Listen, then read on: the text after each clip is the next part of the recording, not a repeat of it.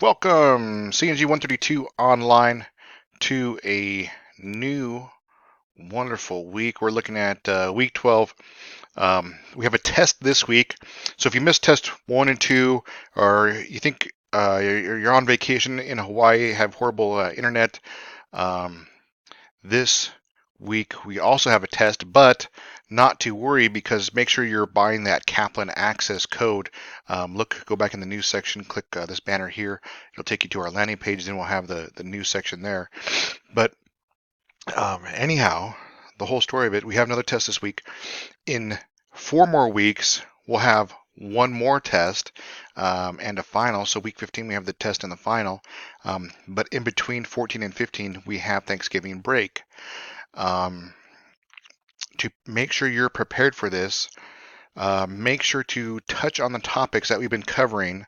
13, 14, and 15 are chapters where we wrap everything together. I mean, every little piece that we touched on, we're going to basically make a giant snowball out of everything, grow an onion, multiple layers. That's probably better, or a tiered cake.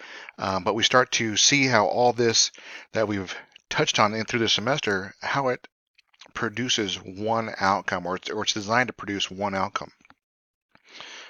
So be prepared for the final and um, the last test. If you want to test yourself, in my face-to-face courses, I used to do a skills final. Um, I still can, if you want to definitely just like test your abilities and what you learned. You guys learned quite a bit, but I can give you that skills final. You don't need to turn it in, but please just kind of complete it, or yeah, I'd just say, well, walk through it to see, exactly what you learned how to do throughout the course, through projects, through lab simulations. You guys learned a lot. It may feel like it's just basically. You drank through, I'm quoting a student here, it feels like I drank through a fire hydrant, drank water out of a fire hydrant taking this course. But yeah, you guys definitely learned a lot in this course, and to go over it, to actually show those skills to yourself, a wonderful thing to do. So let's see. This week, we're doing management access control, or access control management. We look at different types of models in access control management. Um, look at mandatory access control, discretionary access control. We would look at which one's most restrictive, least restrictive. I think I clicked on the wrong thing. Um, and basically we see ways to start to design access controls. And actually, where was I working? I was working in Firefox. And these access controls will then um, populate to many different um, many different platforms. You can go to firewalls access control, network access controls. Um, here's the project I'm working on now for this cloud deployment architecture. Um, Let me go to E2 instances. So if we look at this guy here, and okay, here, let's pay attention to this here. Network and security groups. You can see that I have one security group here, and I can look at what is allowed for outbound traffic. Um, it's a web server, so I should probably really change these two. Um, I should say inbound edit. I should say add role. Um, SSH port 22 custom. We'll say it can be allowed from any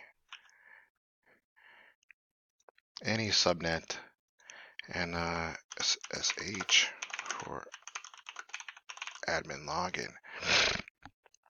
So see, here we have a discretionary access rule, a DAC, that says only people, or I should say only SSH TCP can access this uh, port, And really, I would probably shouldn't say any IP address. I should probably put my public IP address. So as I log into AWS services, actually, let's see if it works. Go back to EC2 dashboard.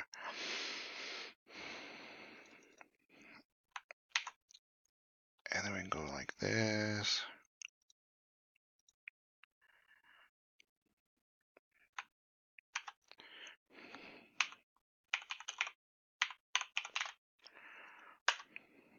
And it should bring up a page. Oh, why is it able to connect? It should have brought up a page that is a, it says, this is the test, George. Don't know what's going on with my server. But anyways, that's putting in an access control method for my Launch Wizard group that he has permission to SSH and all traffic into that web server. So access control to log in to this server. Now, once again, I can start to put in network access control layers, firewall access control layers. And so when just pertain to that particular group, I can go back to that server and say, okay, you're only allowed to talk through port 80, and then kind of figure that out on that. But access control measures, very cool to look at, very cool to do. I hope you guys pull out a lot from this week. Make sure you memorize discretion or the access control methods because those do show up in certifications and more than likely the test. And that's all I have to. You guys have a good week.